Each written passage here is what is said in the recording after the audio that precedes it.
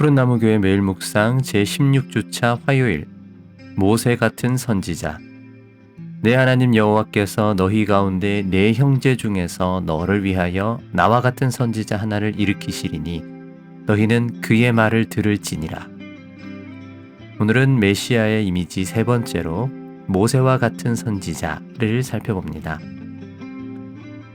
오늘 묵상 본문인 신명기 18장 15절에 대해 책은 이렇게 말합니다.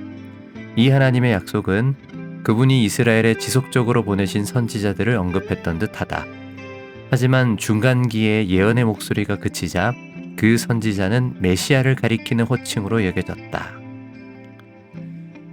우선 책에서도 언급하듯 신명기의 문맥에서 이 말씀은 이제 모세가 떠나고 나면 하나님의 말씀을 누구를 통해 들어야 하는가의 문제에서 출발합니다.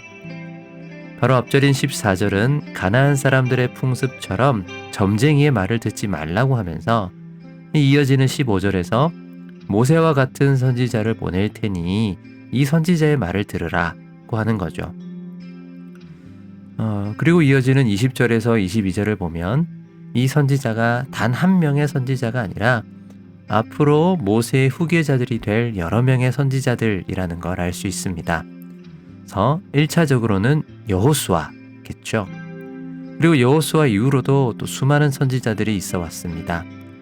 그 중에는 이 22절 말씀처럼 하나님의 말씀이라고 하면서 아무런 증거와 성취가 없기에 거짓 선지자로 판명된 사람들도 있었습니다. 대표적으로 예레미야 시대에 하나니아 같은 사람도 있었죠. 하지만 하나님의 말씀을 전하고 또 그 말씀대로 성취되는 걸 볼 수 있었던 엘리야 같은 그런 선지자도 있었습니다. 그런데 중간기, 즉 구약과 신약 사이의 시대인 제2성전기 시대에 분명히 예레미야의 예언대로 70년의 포로 생활이 끝나고 유대로 귀환도 하고 성전도 재건했는데 여전히 이방인들의 지배를 받고 또 국권도 회복하지 못하고 이방인 왕에게 성전이 유린당하고 하던 그 시대에 사람들은 점점 어떤 한 인물을 강력하게 원하게 되는데요. 그 인물 중에 하나가 이 모세와 같은 선지자입니다. 그 증거가 요한복음 4장 19절입니다. 이것은 예수께서 한 사마리아 여성을 만나 이야기하실 때 너에게 남편 5이 있었고 지금 남편도 네 남편이 아니구나 하니까 그 여성이 했던 말입니다. 여기서 선지자가 바로 신명기 18장 15절을 근거로 사마리아인들이 기다렸던 그들의 메시아 타헤브입니다. 그리고 요한복음 6장 14절을 보면 이제 아예 대놓고 사람들이 예수를 그 선지자로 알았다고 합니다. 이것은 오병이어 사건 때의 일인데 모세가 광야에서 만나를 먹였듯이 예수께서도 광야에서도 이제 사람들을 먹이니까 야, 이분이 바로 모세와 같은 그 선지자구나 했다는 겁니다. 그리고 마가복음 9장 7절도 보겠습니다. 이것은 변화산 사건 중에 있었던 일인데요. 여기 보시면 이는 내 사랑하는 아들이니는 세례 때도 들렸던 음성인데 여기에 추가된 게 너희는 그의 말을 들으라 입니다. 대부분의 학자들은 이게 신명기 18장 15절을 암시하는 것이라고 생각합니다. 그러니까 예수께서 바로 그 선지자가 맞다는 겁니다.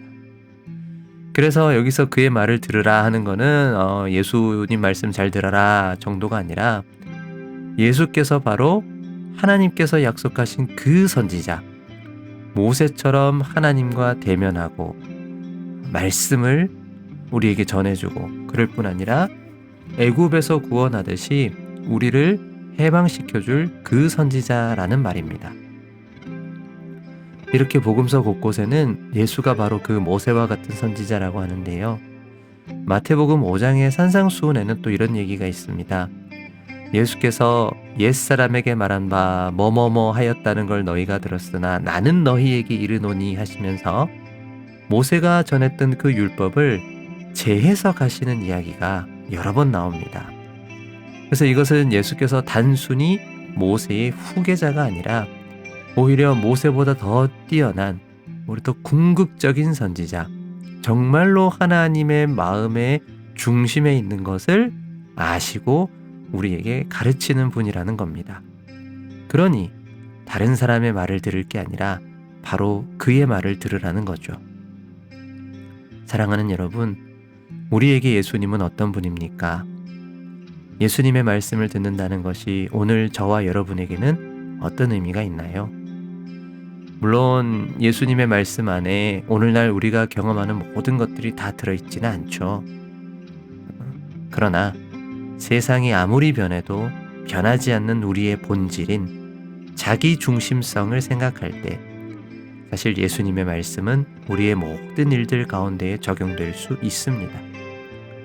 바라기는 이 예수님의 말씀에 귀를 기울이고 그 말씀을 따라 자기 중심성이 아니라 하나님을 향해 이웃을 향해 살아가는 우리가 되길 바라면서 함께 기도하겠습니다.